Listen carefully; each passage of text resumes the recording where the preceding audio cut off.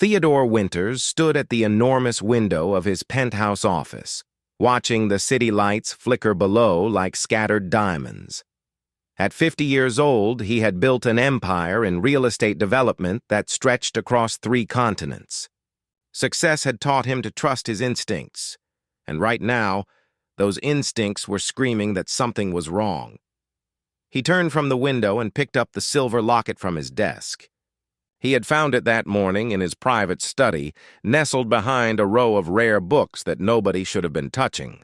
The delicate piece of jewelry seemed out of place in his masculine domain, and its presence bothered him more than he wanted to admit.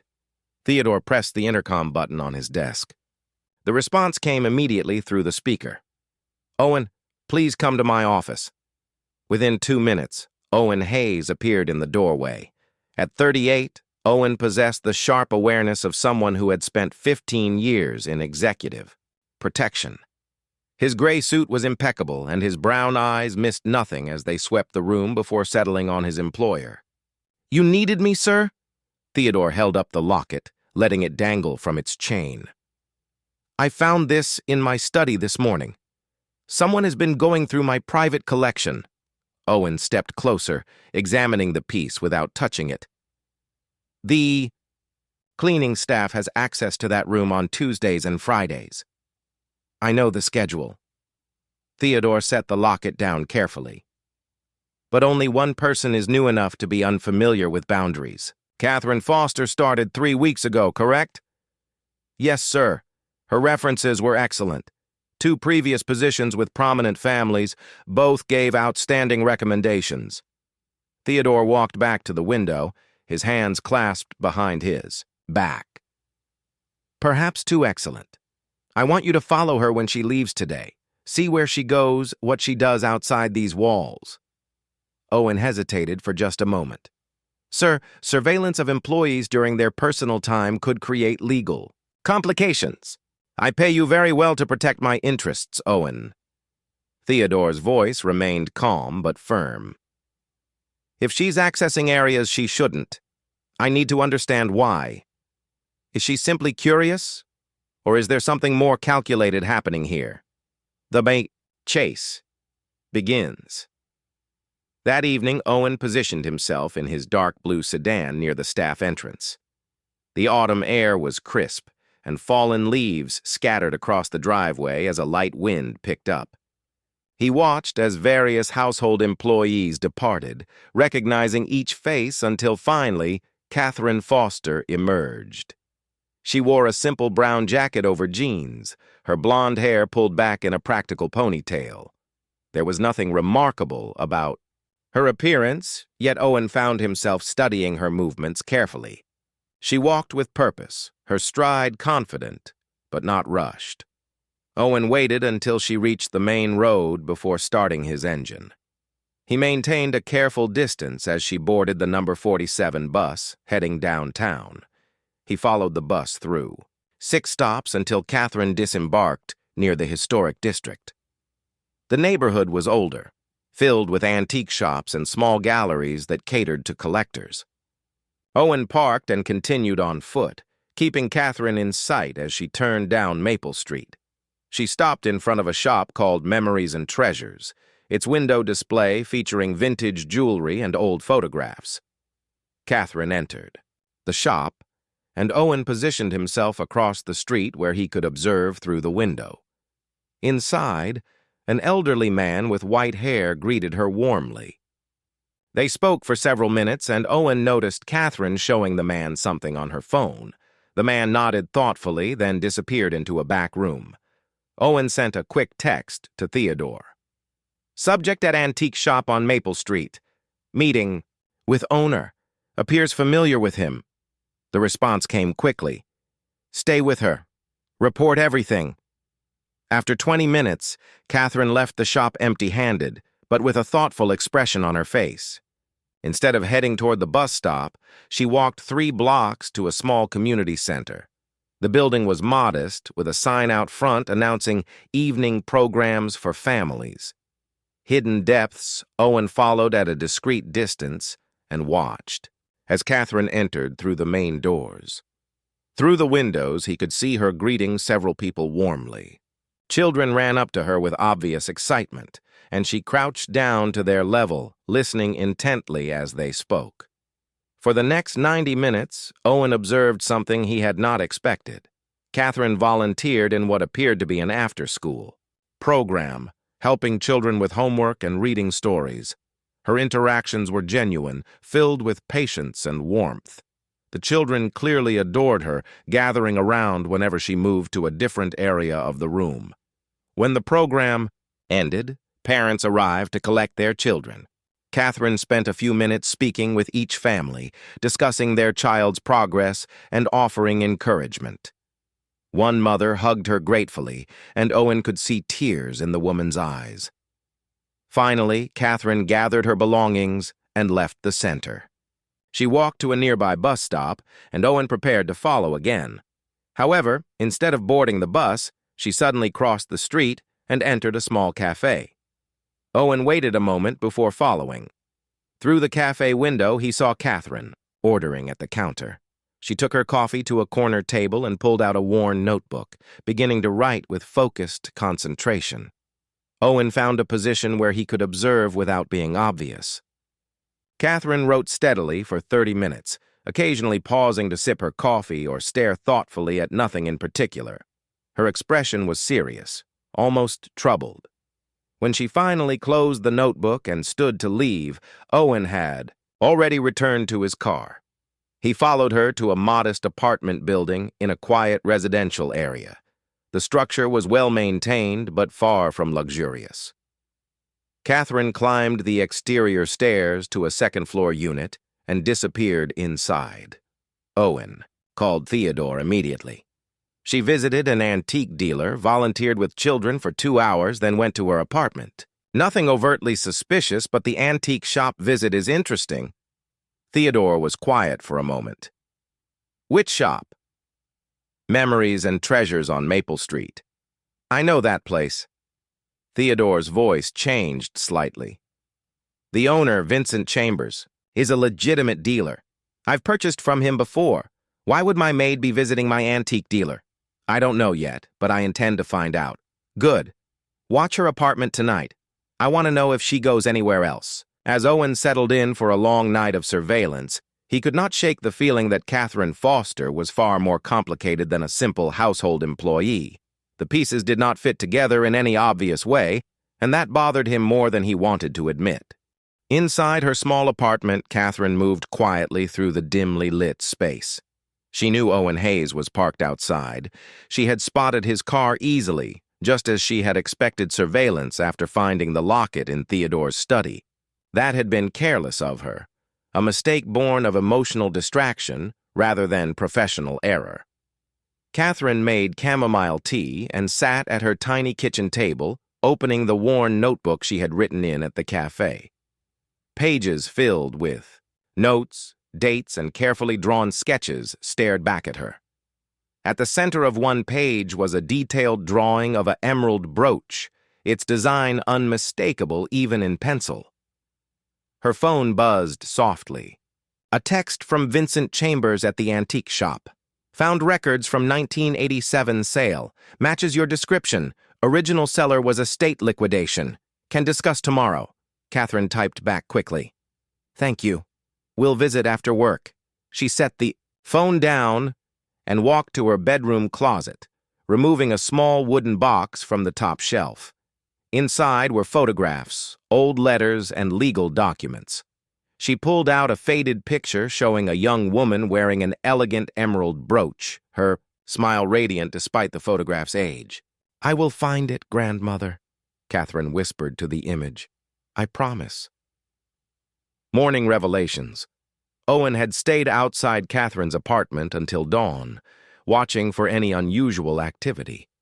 None came. At 6 in the morning, Catherine emerged in her work uniform and caught the early bus toward the Winters estate. Owen followed, exhausted but determined.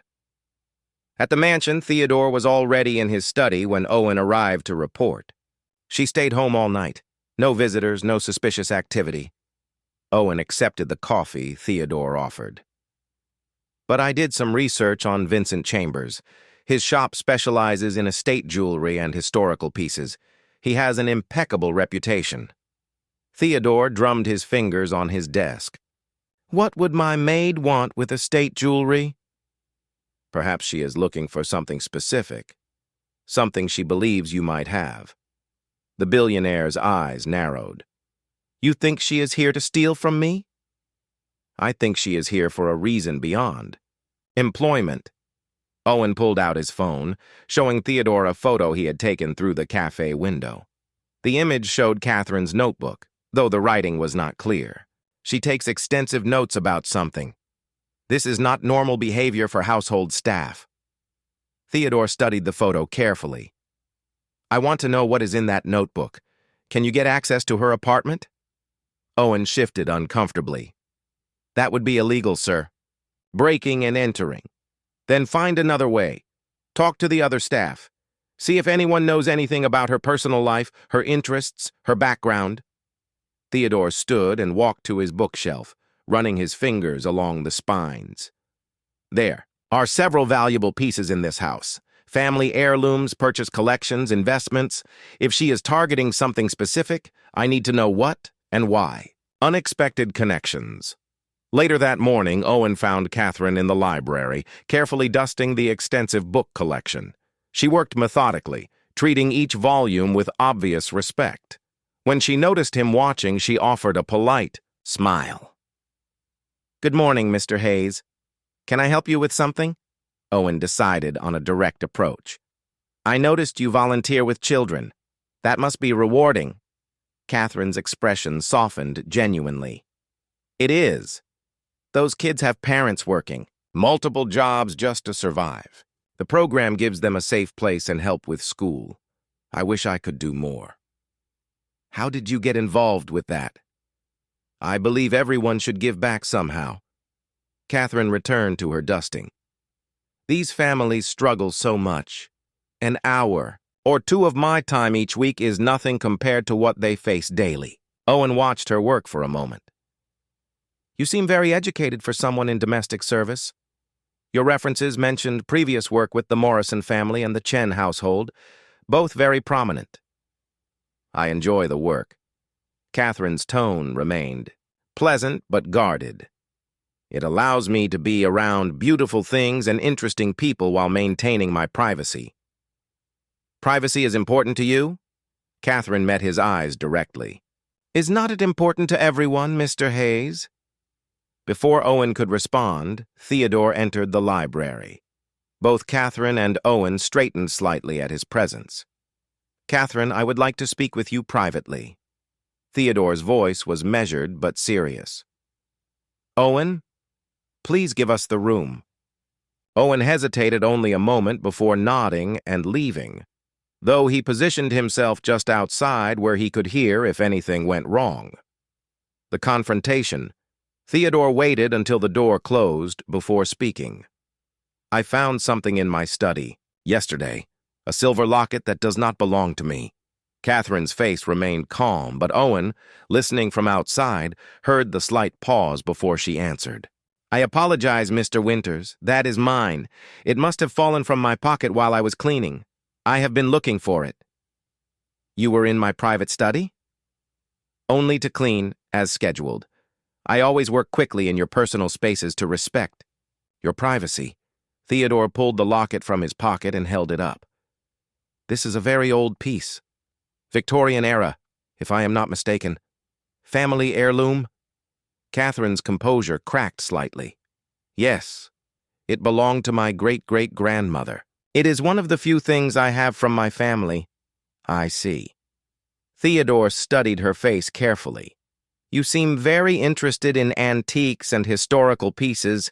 I noticed you looking at my art collection last week with particular attention. I appreciate. Beautiful things. Catherine's voice was steady, but her hands twisted slightly in her apron. Your collection is remarkable.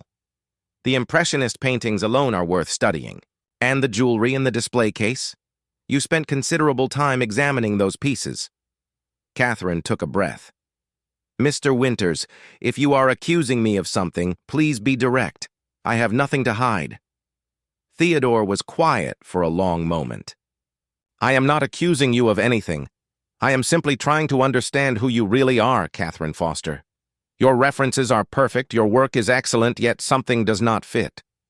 You volunteer with underprivileged children but visit expensive antique dealers. You work as a maid, but speak like someone with significant education. You treat my books and art with the knowledge of a collector, not a cleaner." Catherine's green eyes filled with something that looked like pain mixed with determination. "I need this job, Mr. Winters. Whatever suspicions you have, I assure you, I have never stolen anything from you, nor would I ever." "Then help me understand. What are you really doing here?" The silence stretched between them, heavy with unspoken truths. Finally, Catherine spoke softly. "There is something in this house that belonged to my family once. Something that was lost many years ago. I am not here to steal it. I am here to prove it exists, and to understand how it came to be in your possession." Theodore's expression shifted from suspicion to surprise. "What item?" "An emerald brooch. Art Deco design, surrounded by small diamonds. It was commissioned in 1925 for my great-grandmother's wedding. It disappeared in 1987 when her estate was liquidated after her death.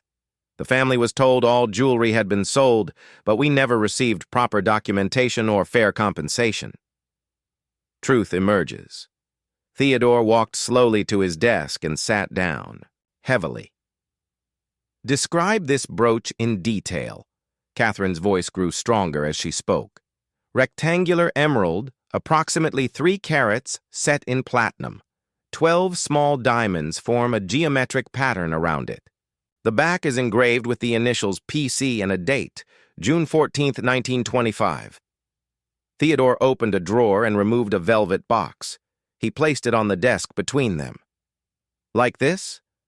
Catherine's hand flew to her mouth as Theodore opened the box, revealing the exact brooch she had described. Tears formed in her eyes. "That is it. That is my great-grandmother's brooch." Her voice broke slightly.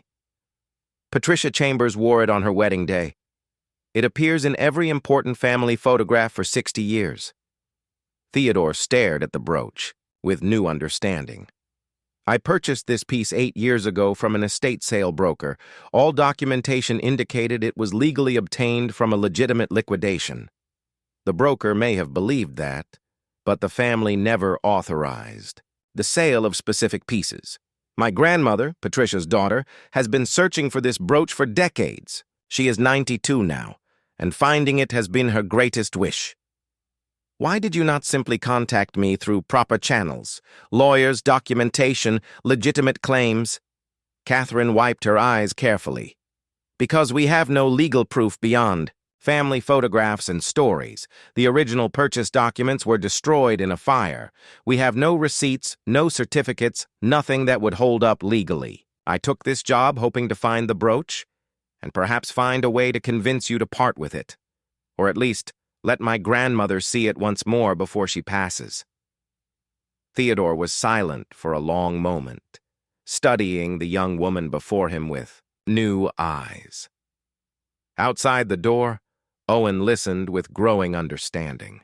Feeling somewhat foolish for assuming criminal intent where there had only been desperate love. "Your grandmother?" Theodore said slowly. "She is the elderly woman you have been visiting?"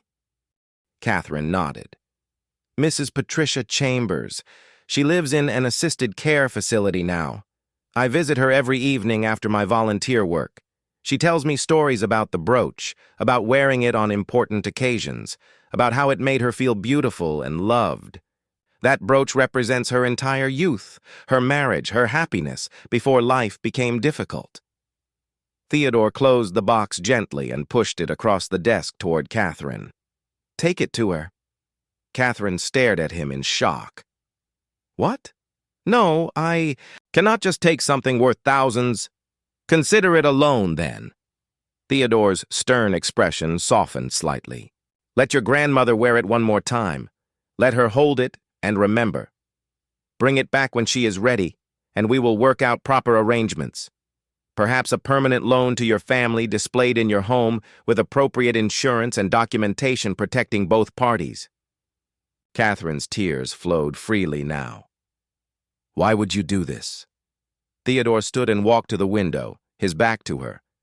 Because I built my fortune, but I did not build my humanity. Family heirlooms matter, memories matter, and sometimes doing the right thing matters more than property rights. He turned to face her. Besides, you could have stolen it weeks ago if that was your intent.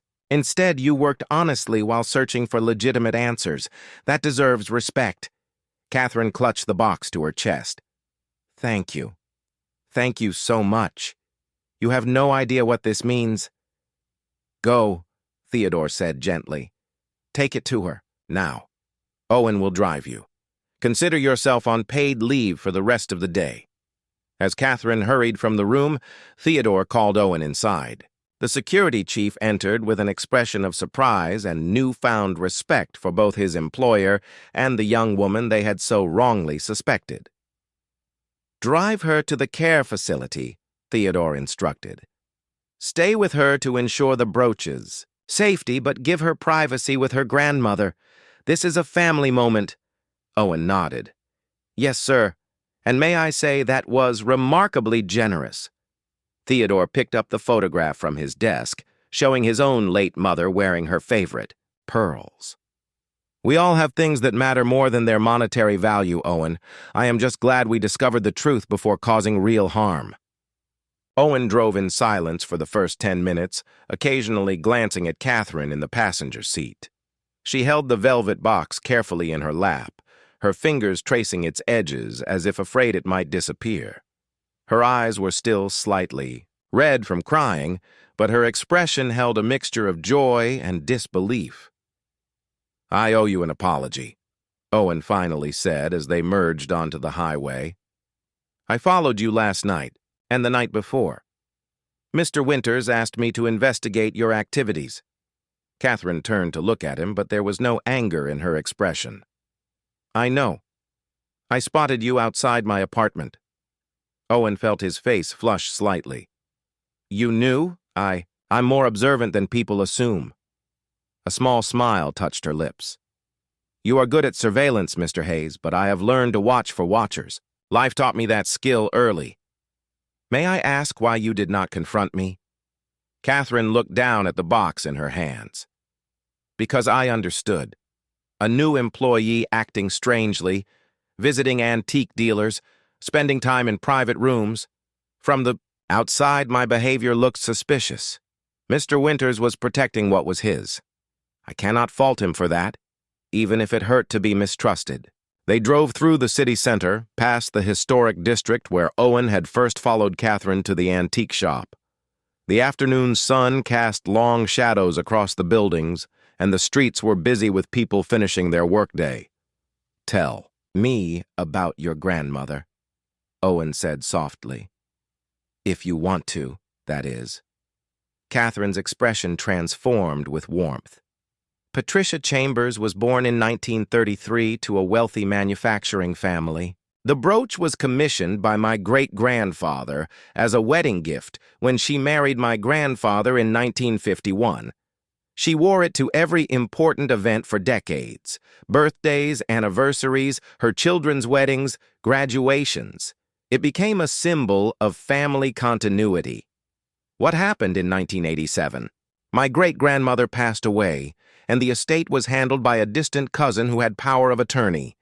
He hired a liquidation company without properly consulting the family. Important pieces were sold before anyone realized what was happening. By the time my grandmother tried to stop it, the brooch was gone. She has spent nearly 40 years wondering where it went, who owned it, whether she would ever see it again. Owen pulled into the parking lot of Willowbrook Care Facility, a pleasant building surrounded by gardens. Catherine took a deep breath, clutching the box tighter. Would you like me to wait in the car? Owen asked. Catherine shook her head. Please come inside. I want my grandmother to meet the man who helped make this possible, even if you did not know you were helping at the time. The reunion. The facility was warm and cheerfully decorated, with soft music playing in the common areas.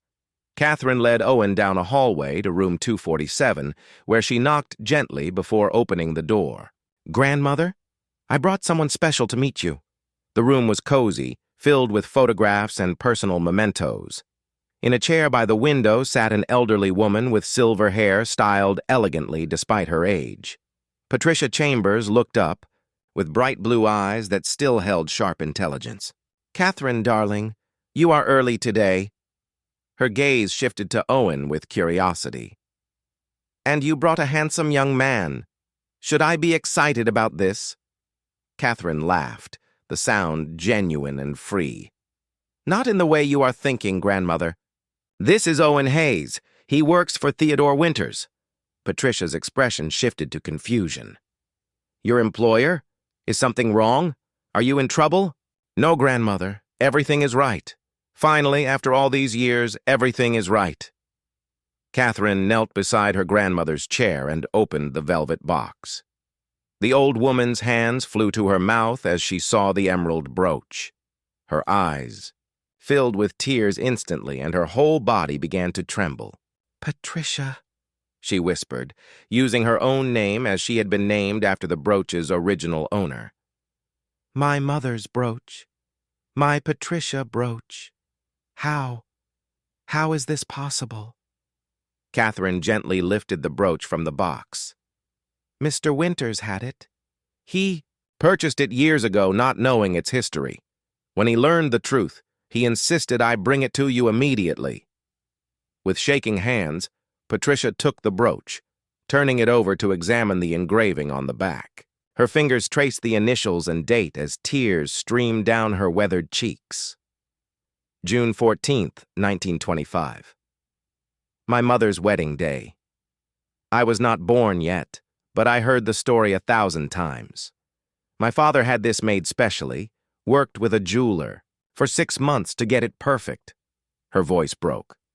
"I wore this on my own wedding day. I wore it when my children were born, when I buried my husband, through every important moment of my life until it disappeared." Owen found himself unexpectedly moved by the scene. He stepped back slightly, giving the two women their moment while keeping a respectful watch over the valuable piece. Patricia looked up at Catherine with wonder. "How did you find it? How did you convince him to give it back?" "I did not convince him of anything.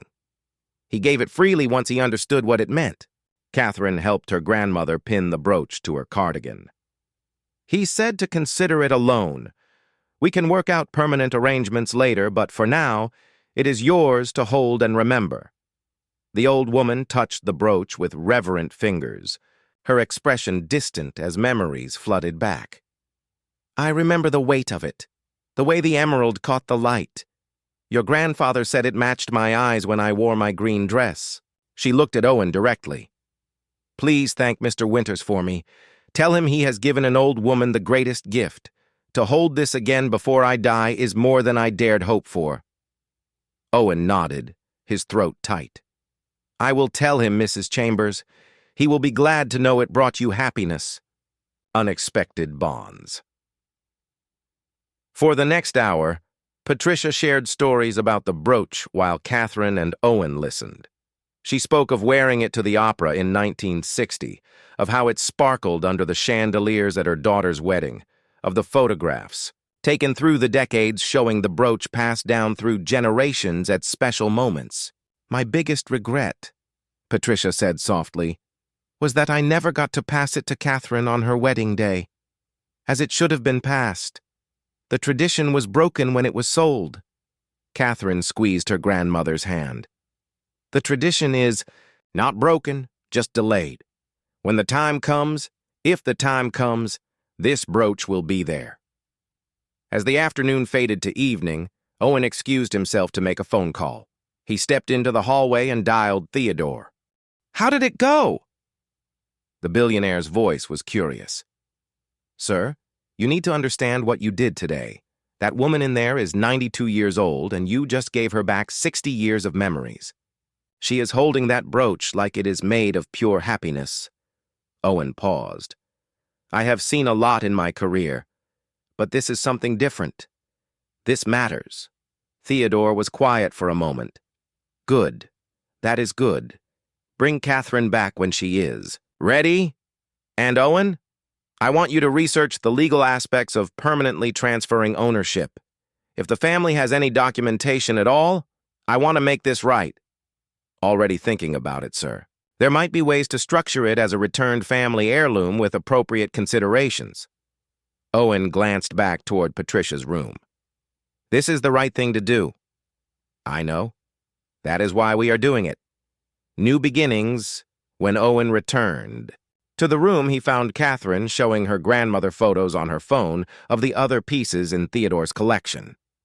Patricia commented knowledgeably on each item, revealing an extensive understanding of art and antiques. Your grandmother knows her pieces, Owen observed, settling back into his chair. Patricia smiled. I worked as a museum curator for 40 years before retiring. Art and history were my life's work. That knowledge made losing this brooch even harder. I knew its true value, both monetary and historical. An idea formed in Owen's mind. Mrs. Chambers, would you be willing to meet with Mr. Winters?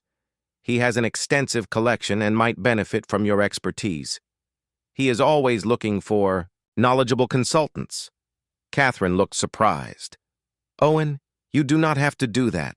I am not doing anything except recognizing expertise when I see it. Owen pulled out his phone. Mr. Winters, are you available for a video call? There is someone I think you should meet properly.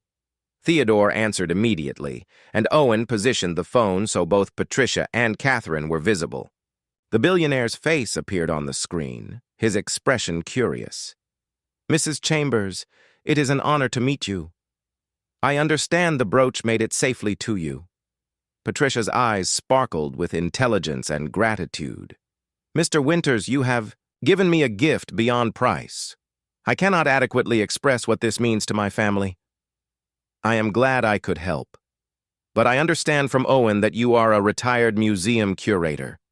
I wonder if you might consider consulting on my collection. I have several pieces I would love to have authenticated and evaluated by someone with your background. Patricia sat up straighter, energy flowing into her posture. I would be delighted. Even at 92, my mind is still sharp when it comes to art and antiques. Excellent. Catherine, consider yourself officially promoted to my personal assistant for collection management. You will coordinate with your grandmother on evaluations and help manage the authentication process. The position comes with a substantial salary increase and flexible hours so you can continue your volunteer work. Catherine stared at the phone in shock. Mr. Winters, I do not know what to say. Say yes. You clearly have the education and passion for this work. You speak about art and history with genuine knowledge. Use those skills properly instead of hiding them while dusting furniture. Tears filled Catherine's eyes again. Yes, thank you. Yes, resolution and reflection. Owen drove Catherine back to the estate that evening. The sun was setting in brilliant oranges and purples. Catherine sat quietly, the empty velvet box in her lap, a peaceful expression on her face. Today did not go as I expected when I woke up this morning, she said softly. Owen smiled. Life rarely does. This morning I thought you might be a thief. Tonight I know you are one of the most dedicated family members I have ever encountered. You risked everything for your grandmother's happiness. She raised me after my parents died when I was 10. She gave up her comfortable retirement to take care of me, paid for my education, taught me everything important about life and love and loyalty. Finding that brooch was the least I could do to repay her. You got your degree in art history? Catherine nodded. From Princeton. Full scholarship. I worked in museums for 5 years before my grandmother's health started failing. The care facility is expensive, so I took domestic work because it paid better than entry-level museum positions. I never expected to find what I was looking for, but I had to try. They pulled through the gates of the Winters estate as the security lights flickered on. The mansion looked different to Owen now, less like a fortress to protect and more like a place where unexpected kindness could flourish. Theodore was waiting in the main hall when they arrived. He stood as they entered, his expression thoughtful. "Catherine, I owe you an apology for my suspicions. I should have simply asked you directly, instead of having you followed. You were protecting what was yours. I understand completely." Catherine met his eyes steadily. "Thank you for what you did today. You changed my grandmother's life. You changed my life." Theodore waved his hand dismissively. "I simply returned what should never have been taken. Now let us discuss your new position. I have several pieces that need proper documentation and authentication. Your grandmother can work from the care facility with digital images and video calls. You will coordinate everything and handle the physical evaluations here. I am also establishing a small fund to ensure your grandmother receives the best possible care." "Mr. Winters, that is too much." "It is exactly right."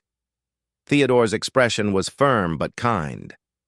"Your grandmother's expertise is valuable, and you have proven yourself trustworthy and dedicated. This is a business arrangement that benefits everyone." Owen watched the exchange with satisfaction. What had begun as a suspicious investigation had transformed into something far more meaningful. Trust had replaced suspicion, understanding had overcome assumptions, and generosity had triumphed over possessiveness. The days that followed over the next few weeks, Catherine settled into her new role with enthusiasm. She coordinated between Theodore and her grandmother, facilitating evaluations of the collection through detailed photographs and video conferences. Patricia's expertise proved invaluable, identifying two pieces as historically significant items that had been improperly attributed. The emerald brooch remained with Patricia, displayed in a special case in her room at the care facility. She wore it for special occasions, and Catherine photographed her wearing it at the facility's holiday celebration, beginning a new collection of memories to add to the decades of family history. Theodore found himself enjoying the work with both women. Patricia's sharp mind and extensive knowledge made their consultations fascinating, while Catherine's dedication and intelligence made daily coordination effortless. He had not realized how much he missed working with people who genuinely cared about art and history rather than just its monetary value. One evening, as Theodore reviewed authentication documents in his study, Owen brought him the final legal paperwork for transferring ownership of the brooch to the Chambers family. "All set, sir. The brooch officially belongs to Patricia Chambers, with provisions for it to pass to Catherine upon her death. We have structured it as a returned family heirloom with appropriate tax considerations handled." Theodore signed the documents without hesitation. "Good. That closes the matter properly. If I may say so, sir, you did something remarkable here. Not many people in your position would have acted so generously." Theodore looked up at his head of security with a slight smile. "You know, Owen, I spent my whole life acquiring things. Building wealth, purchasing art, collecting valuable pieces. But this situation taught me something important. The real value in any object is not its price tag, but the meaning it holds for people who love it. That brooch means nothing to me, except as an investment. To Patricia Chambers, it is 60 years of memories and family history. Who am I to keep that from her?" Owen nodded thoughtfully. "Your father would be proud of the man you have become." "Perhaps." Theodore returned to his paperwork, or perhaps he would think I am foolish for giving away valuable property. But I sleep better now than I have in years, so I suppose I made the right choice. Full circle. 3 months later, Catherine knocked on Theodore's study door with a nervous expression. He looked up from his work and gestured for her to enter. "Is something wrong?" "Not wrong, exactly." Catherine took a breath. "My grandmother wants to do something, and I told her I would ask you first. She wants to donate one of her own pieces to your collection, a painting that has been in our family since the 1800s. She says it belongs with someone who will appreciate and protect it properly." Theodore was genuinely surprised. "Catherine, That is not necessary. I gave the brooch freely. I know. That is exactly why she wants to do this. She says you restored her faith that good people still exist in the world. The painting is valuable, but more than that, it has historical significance that she thinks your collection deserves. What painting is it? Catherine pulled out her phone and showed him an image. Theodore leaned forward with sudden interest. It was a small portrait by a lesser-known but respected 19th-century artist. The kind of piece that would complete a gap in his collection perfectly. This is extraordinary. But are you certain? This piece belongs in your family. The brooch is our family treasure. The painting is beautiful, but it does not carry the same emotional weight. My grandmother says it would make her happy to know it is properly displayed and appreciated rather than sitting in storage because we cannot afford the insurance to display it publicly. Theodore studied the image carefully, then looked at Catherine with respect. If your grandmother truly wishes this, I would be honored to accept it, but only if she allows me to establish a proper educational fund in her name. The Patricia Chambers Endowment for Art History Studies. We can fund scholarships for students pursuing careers in museum work and art preservation. Catherine's eyes widened. Mr. Winters, that is incredibly generous. It is appropriate. Your grandmother spent her life preserving and studying art. This ensures her legacy continues beyond her years. Theodore stood and walked to his window, looking out over the grounds. You know, Catherine, when I found that locket in my study, I thought I was dealing with a thief. Instead, I found something far more valuable. I found people who reminded me why I started collecting art in the first place. Not for investment, but for beauty and meaning and connection to human history. Catherine smiled warmly. My grandmother says you are proof that wealth and kindness are not mutually exclusive. I hope she is right. Now, let us plan a proper presentation for the painting. I want to host a small gathering to honor your grandmother's contribution to art preservation. She deserves recognition for her years of service. As Catherine left to make arrangements, Owen appeared in the doorway. You are doing it again, sir. Doing what? Being generous when you could simply accept the gift and move on. Theodore smiled slightly.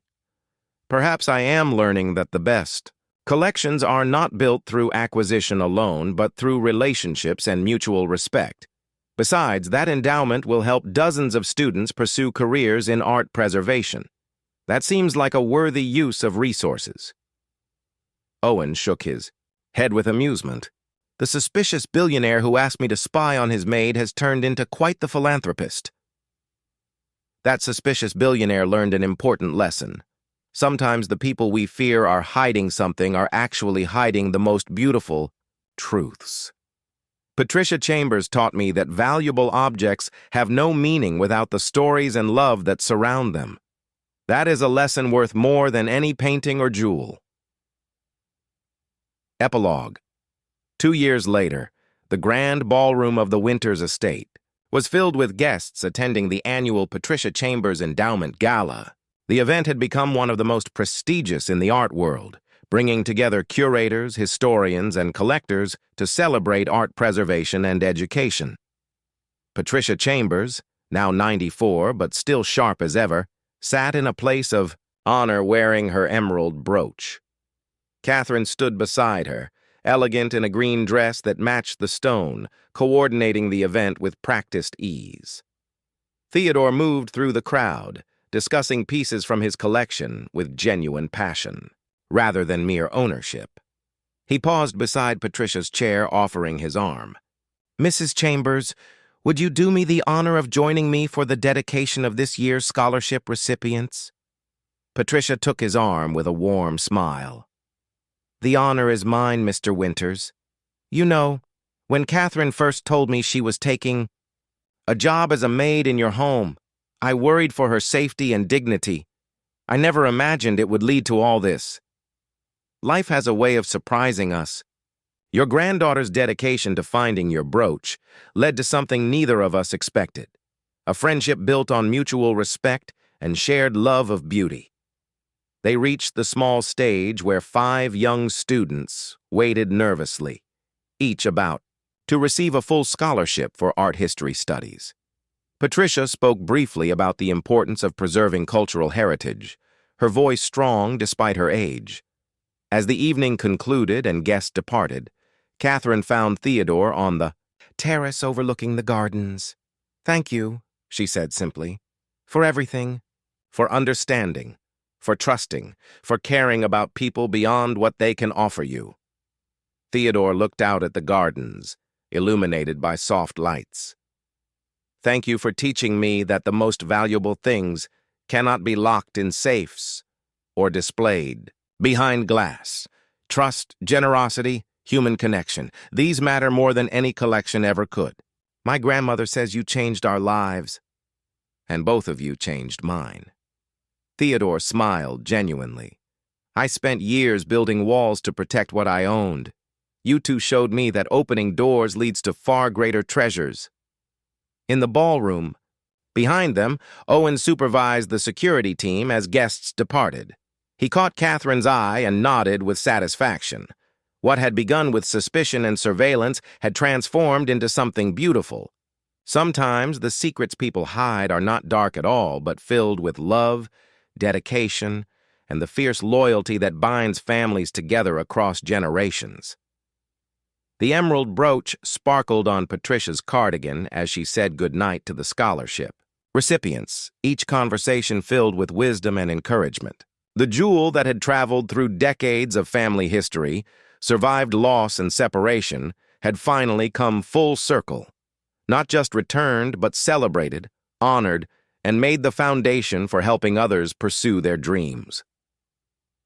As Catherine drove her grandmother back to the care facility that night, the old woman held her hand tightly. "When I am gone, you take good care of that brooch. Not for its value, but for what it represents. Love, persistence, and the unexpected kindness of people who could choose selfishness, but choose generosity instead."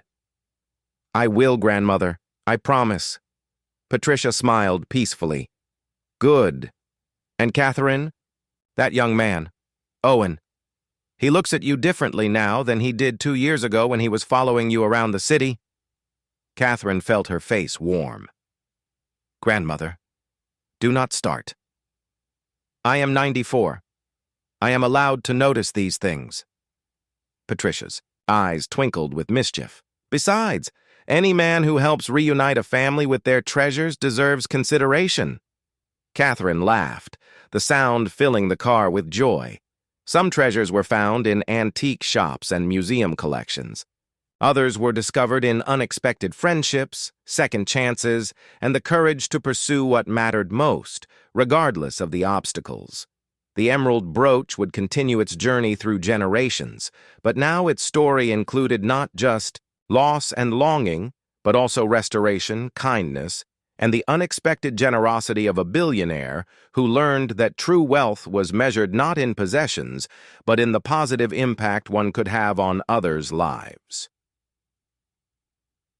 The end.